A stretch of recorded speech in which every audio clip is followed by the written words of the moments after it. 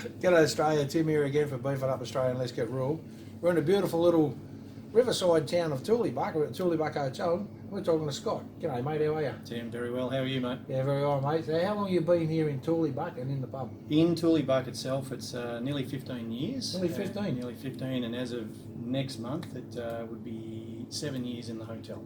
So where'd you come from before you came to Tooleybuc? Before Tooleybuc, we were in Darwin for about 14 years as well. Darwin. Darwin. That'd be hot and sultry. Mate, it was perfect. I loved it. If anyone had told me it was going to be -5 when I came to Tooleybuc, I'd probably still be in Darwin, I have to say. If you had a woman like it was in Darwin, hot and sultry, you'd be looking over your shoulder every 5 minutes, wouldn't you? Oh, it'd be, yeah.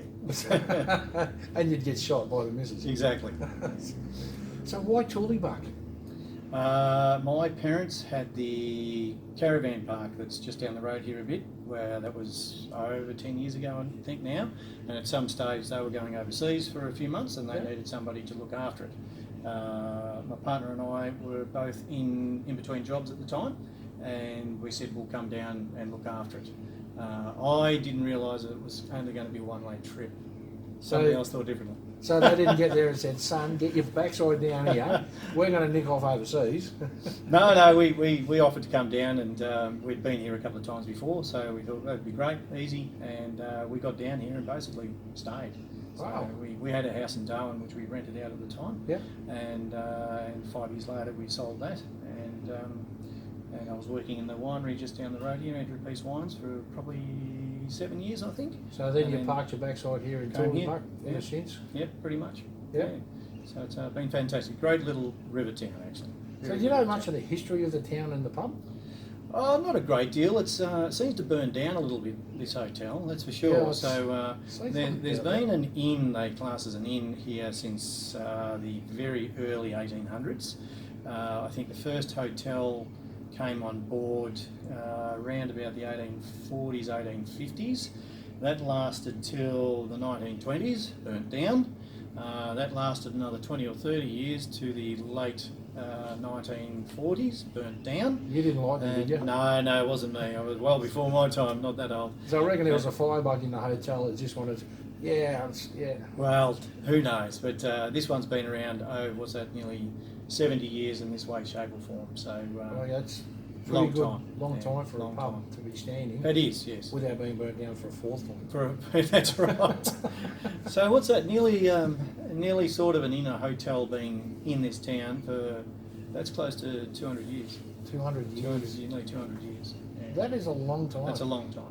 Now, one of the things that I'd like to do, but it'll never happen, is to go to a small town like this in a community and actually talk to somebody that was around back then. Well, you can't understand how they actually lived. It is just fascinating. It really is. And there's lots of photos around that. I mean, now the river is always contains water. But you go back only 30, 40 years ago, and there's plenty of photos when the river had zero in it. You could walk across. I've actually seen that a couple of times in my lifetime. Yeah, absolutely. And floods abound. I think the 1950s flood was the highest it's been, and there's now a camber in the road out there, but it sort of came across the road towards the hotel. But that's the highest it's ever been. But now with the camber, it could never get into the town. And flows back down. And I think the levee on the other side's actually lower, so the Port Victorians get flooded out, but the New South Wales side's actually going to be high and dry. So with this lift bridge, built around 1925, not long after that, there was an accident with one of the paddle steamers, wasn't there? That was mentioned, but I haven't actually got a great deal of information on that. It's something that I have to look up, but I hadn't heard one of those. Hadn't followed that story, unfortunately. But yeah, one of the paddle steamer that was involved with it was the PSV Pevensey. Pevensey, yep. And it came through the bridge after it was raised, and because of the current, where it was docking was virtually through the bridge and straight to the bank. And as it was turning to go to the docking system, the current pushed it back into one of the pillars of the bridge. Oh, God. And a lot of the locals were standing there watching it come into birth, and they seen it happen, and they all banded together to help get it off the pillar of the bridge. Yeah. But there was no damage to the bridge, and there was slight damage to the upper reaches of the paddle steamer. Of the boat. Well, yeah. Won't be any damage to the bridge. Those pylons are absolutely rock solid. I noticed something with the primary school. it's not your normal run-of-the-mill school. It's 2-storey. It is, and it's what's classed as a P12. So back in its heyday, there was quite a few hundred kids going to that school. I think there's only about 100 or so now, but you can start them from prep all the way to year 12. So the lower classes from primary school are on the ground floor? I couldn't help you with that. It would make sense, and I know they're getting a bit of a renovation now. They're going from the old swampies to the splits, so it's going to be a hell of a lot cooler in there for those kids. You have a local larrikin. Local larrikin. Besides the next couple that I'm going to talk to. Well, there's a couple of the old blokes that I refer to them as Statler and Waldorf from the Muppets. Yeah. Because they just bounce off each other and it's just hilarious to watch. And there's a few of the younger locals too. But so if that's the case, somebody's got to be Kermit the Frog and then you've got Fozzie Bear. Yeah. Sort of like that, but yeah, no, they can be quite entertaining, that's for sure. Yeah. So he's having a lot of fun here, usually on a Friday night, Saturday night? Yes, and we've had some pretty big nights here. As you can imagine, in a pub, you get absolutely everything: weddings, parties, everything. The last 12 months, however, has been a fair challenge. A lot of that just doesn't come by the by anymore. You miss out on your footy trips, the mystery bus tours, heaps of things that just come on throughout the year. And I'm hoping we get back to those sort of points later in time, but I have to say the people coming through the hotel, it's a lot less than it used to be, say, 12 months ago. So what do you think that the pub might be one of the centre hubs of any community, especially for a lot of the farmers and the outlying, homesteads and things like that, as well as people inside the town? You think the pub's one of the central hubs for everybody to gather and catch up with mates and friends that they haven't seen for a while and have a chit chat and cry on the shoulder and help with the mental health situation? And we have done that too, and as publicans you sort of take that on, and there's been numerous nights and depending on what happens, you might have people in the area pass away, or there's something going on in the region. You just don't know what affects people, and as a publican you can have no one else in your pub after 9 o'clock at night, but there's one person that just wants to be there and just wants to drink and have your ear, and we do. We just stay open for one person. But the same goes for you being on the serving side of the bar to them being on the customer side. It also gives you somebody to have a chat to as well. Absolutely, yeah. Because not everything you can talk about with your partner or your wife or your husband. No, that's right. Or whatever, yeah. And even if it's just a stranger, you've still got someone there to sit there and have a yak to, and for them to listen to you as well. And everybody goes through the same it's thing. Exactly what people do, and it is still a focal point. And these days, you could even say the TAB 30 to 40 years ago, the table that's sitting right there now would have been just absolutely full of old blokes in the afternoon. And those days are sort of, it's getting on, and there's less and less people on that table. But now the young kids have their phones, and they can look up any sort of betting on their apps that they like. Everyone's got a big screen television at home. You don't actually have to come to a hotel anymore to bet to watch a big screen telly, but they still do because they like being involved. They like the community aspect of it. It gets them all together. They come in, they have a drink, they have a chat, somewhere to congregate and let off a bit of steam, and you just can't do that individually by yourself at home. And catch up with their mates, whether it be male, female. That's exactly right. Place for families to come out for a meal together. Yep, absolutely. So and we do run it as all a the family. time. So getting back to some of the things that you do here at the pub, do you have pool comps or dart comps or anything else like that some of the locals can get in and enjoy and go to other places and play? We did. We most certainly had pool comps going back quite some time, but as you can appreciate, a lot of that's just been curtailed in the last 12 months or so. Hoping to get back to those sort of points too, but just unfortunately, as today's sort of little lockdown shows, people it's a little bit reluctant to go out to, so it's just harder to manage these days, but not impossible. We're just have to go a little bit further forward, I think, before those sort of things can happen. But definitely can happen on a local basis, that's for sure. Yeah, just that's another one of those things is you've got a window here, you stand back here, you can only see the small picture. That's right. And then in time you move forward, right up close, and you can see the whole valley, so to speak. Yeah, that's exactly. It's definitely something to look forward to. Each step that happens brings you closer to that final outcome. Yes, yeah, And it's certainly going to be a very long game, I think. It is That's indeed. for sure. Now, I know you're a very busy man, Scott, and I know you've got a lot to do before you open up today.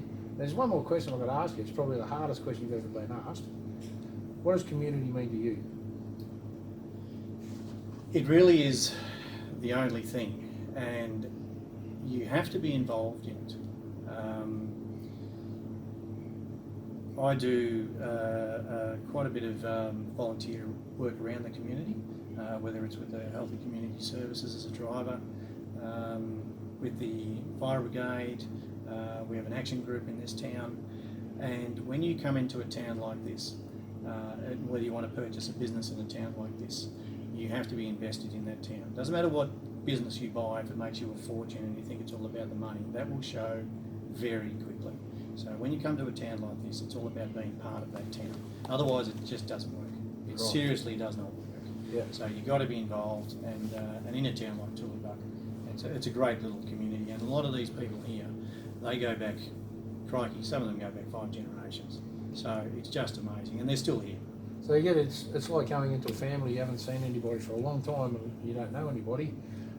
G'day mate, I'm your uncle you haven't met, or I'm your auntie or your cousin. Yeah. So you get in, you join the family. Yeah, and there's a lot of long-term people here, and the kids have grown up with different families throughout the town. They'll get looked after by those families. A lot of the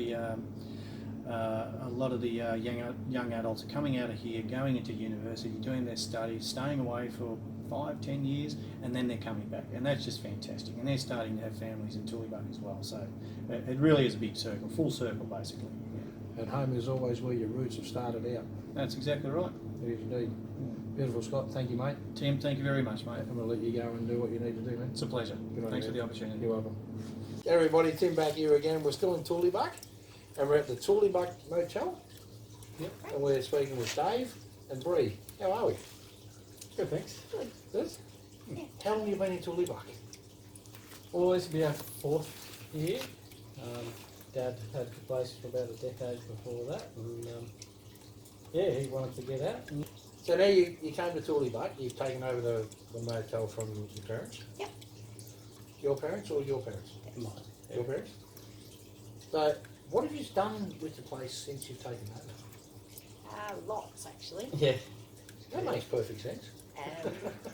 yeah. Well, look, This- Dad was running it by himself, and it's a pretty tough gig trying to run a pretty busy motel.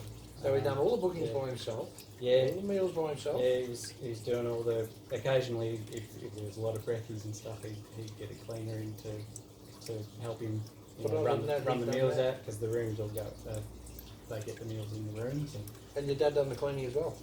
No, well, we have cleaners Oh, here, but yeah, in terms of all the gardening and stuff like that, he's a lot of on the phone maintenance. taking Yeah. bookings while he's on the mower and yeah, all that sort of stuff. So it's a pretty tough gig to do by yourself. So he started to wear him down a bit. So yeah, we wanted to get out of Melbourne, so thought, well, Well, why not? can't blame you there. So how much of the community involvement do you get from the community and the people that live in Tooleybuc, and how much involvement does the motel give to the community? A fair bit. So we always volunteered to cook for the Barbies down for the Australia Day breakfast, which is a big event. I don't know if you've ever seen a duck race before, but we basically have 1,000 or so little rubber ducks for your little bathtub rubber ducks. Yeah. All They with all have a individual number on numbers the on them, and basically, everyone in town buys certain tickets that are assigned to a duck, and we drop them off on one side of the bridge, and they go a few hundred metres down the river, and so that's a big event that we do every Australia Day. So you drop them all in at the same time, or have you got Yeah, something no, there to barrier to so stop we've got them going? Yep, yeah, and we then get lift the barrier, Yep. Yeah, and then off you go. yeah. pretty much. It starts at about, we get there at about 6 in the morning, cook the barbecue for the town. I thought you were going to say cook the ducks. No, we don't cook the ducks. They're rubber ducks. They Not until don't after go they've good on the raised. barbecue. Well, I No, don't know, we- they'd melt. No, but we cook the barbecue for, I don't know, sometimes 200 or more people. And it's just a donation. Is that just all people in the town or people Yeah. coming into A lot the of town travellers as well. Yeah. Like And anyone from that's outside. staying in the motel, we'll tell them that. So they've probably never seen a duck race before. No, a lot of people, it's a new experience for them. I was gobsmacked when you said duck races, Yeah. because some of the places we've been to, they've mentioned pig races, ferret races, yabby races. Yeah. And you picture real animals. Like I know when we They were first real got animals. here, well, I pictured real ducks. I was thinking, how are they going to put 1,000 ducks? It's netting 1,000 over the ducks that top. they put in there. Yeah. But yeah, we cooked the barbecue, and then our next job, as soon as we finish cooking the barbecue, is Cleaning to get up. out in the boat and go and scoop the ducks up. So we're out in the boat scooping all these plastic ducks out of I'm the river. glad that's not me. It's good fun. It's good fun. There's about 6 boats out there with Australia Day flags on it. Yeah. Yeah, it's a bit of fun. It's good fun. Wow. We couldn't really do it this year because of COVID. We had to have it at a venue, so we had to have it down at the sporting club this Yeah. year. So it was Just in a bathtub. No, it well, we didn't happen couldn't at do all, the duck race at unfortunately. all. We still had the Australia Day But breakfast, but You know, you- couldn't well, do the duck race. it One was thing still you- relatively successful. So Yeah. we were One happy thing with you that. could have done with the duck race, because you couldn't have it this year, you still have your rubber ducks, right? And At a bar. put them all into, those blow-up kiddie pools. Put in that with some water. Nobody knows what number it is, and just go Pick one out. get the kids to pick them out. Mm-hmm. Well, if COVID's still going around next year, fingers crossed it's not. And speaking We of could do COVID, that. how are you guys going with the motel with what's happened with COVID since it started? It's heartbreaking. Yeah. Yeah, this motel is a very, very busy motel. We run at a very high occupancy. And March, when it first hit, Dave was actually away on holidays, and I was here he was on a trip with the boys, and I was here by myself, and everything got shut down, and I was booked out and thinking I was running the whole place by myself for a whole week, and then all of a sudden there was just no one here. It just ended. Wow. And I was devastated. I Yeah. thought, because at that point we'd only been here for 2 years, and Yeah. we've still got a debt, we've still got rent to pay, we've still got a loan to pay, all those sorts of things, and I just thought we were going to lose it all. You would have thought, you're going on a fishing trip with the boys, Mm-hmm. perfectly good motel here. You could have booked out a room each. Perfectly good person to look after Yeah. it.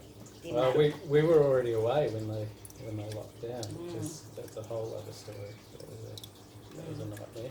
But it is a devastating thing for businesses, especially things like motels that rely on people, and pubs that rely on the clientele, communities that rely on that money coming in from visitors.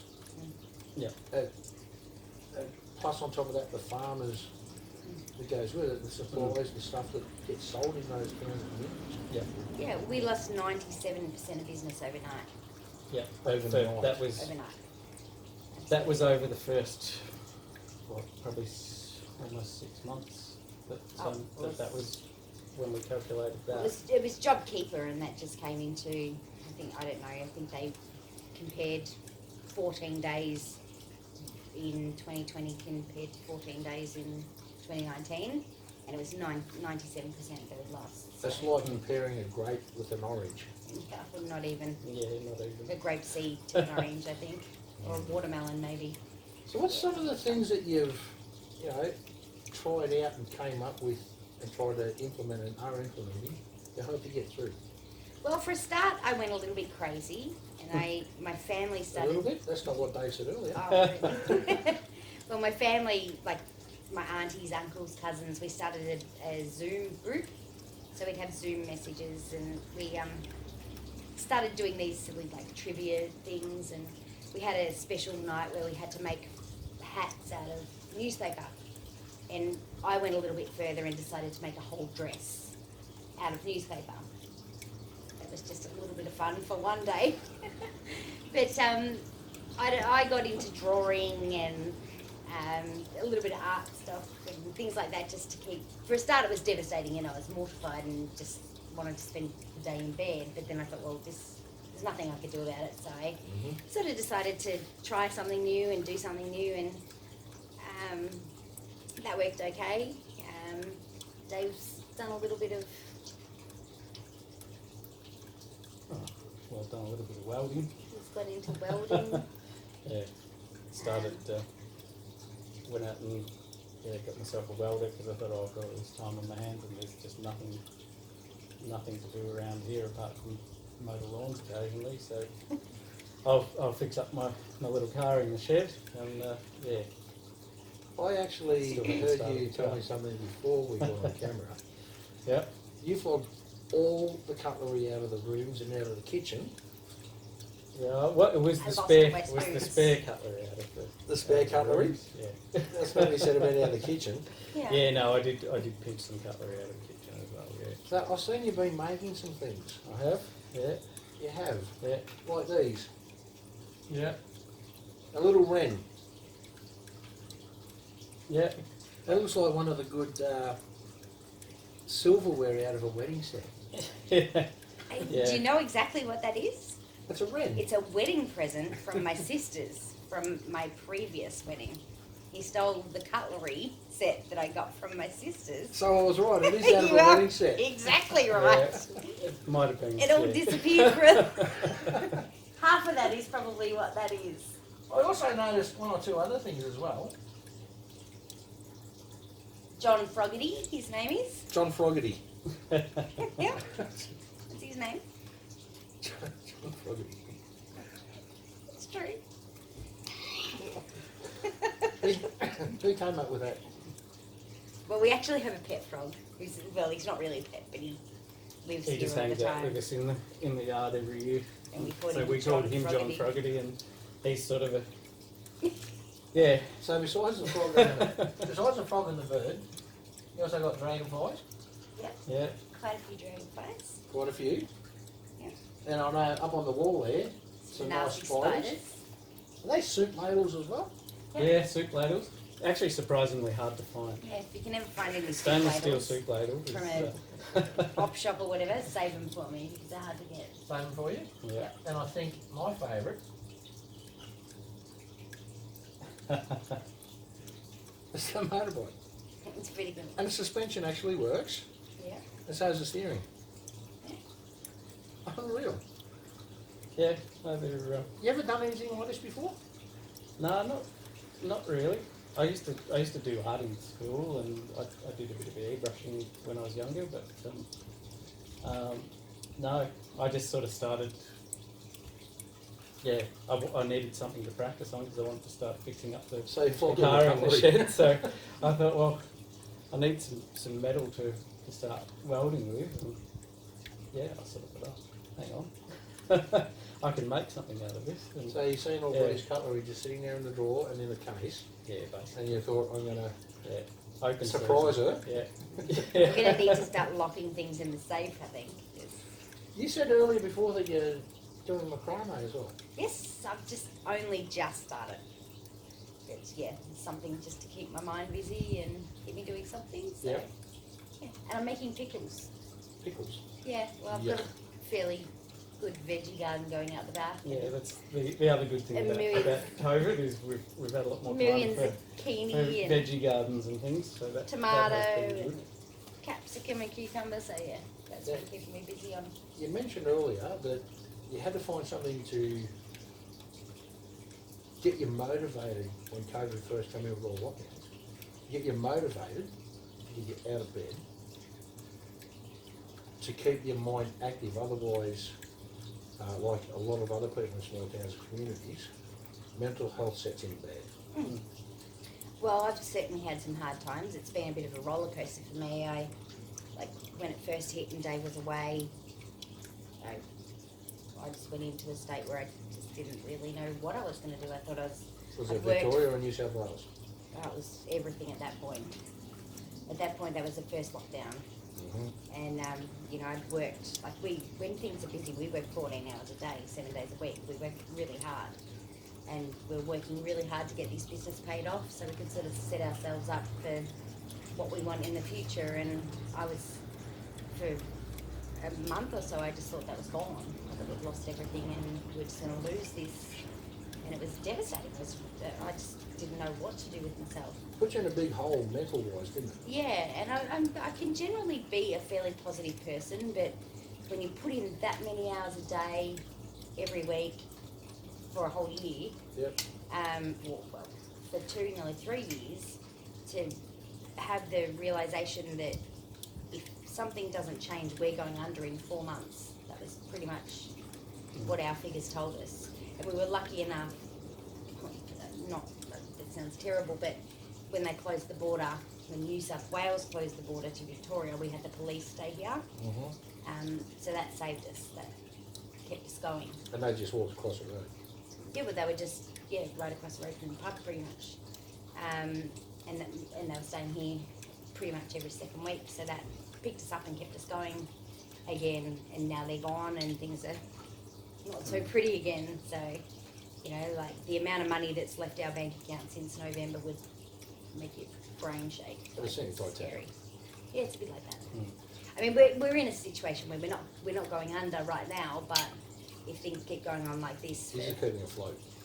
the police kept us afloat, but there's nothing keeping us afloat at the moment. Yeah, it's going backwards pretty quick now. So Yeah. it's So what not if- sustainable. So what about yourself, Dave? I know it would have affected yourself mental-wise as well, Yeah, for sure. right? And I know you both get behind each other, support each other and motivate each other to get up every day and keep going. Yep. And I know you've got your fine art here that you've Yeah. been practicing and working on, Yep. as well as maintaining the properties of the motel, and Bree yourself with your macrame and your pickles and your spreads and things, as well as the administration side of the motel. What's some of the other things that you guys do to help keep yourself busy, so you're not sitting around dwelling on what's happened, what is happening, and what's affecting the main stuff? Well, I think for me, just getting out in the bush, either hunting or I do sort of wildlife photography and stuff like that. So Photography? I've been, it's more just a bit of a hobby. I'm trying to document as many different birds and things as I can in the And area. arrows and lizards and snakes? Yeah, all of pretty much everything. If I haven't got a photo of it, it probably doesn't exist around here. Yeah. Doing It doesn't take photos of me for some reason. yeah. I'm leaving that one Not big alone. on selfies or anything like that. But I just like documenting all the wildlife around here. So that keeps me sane.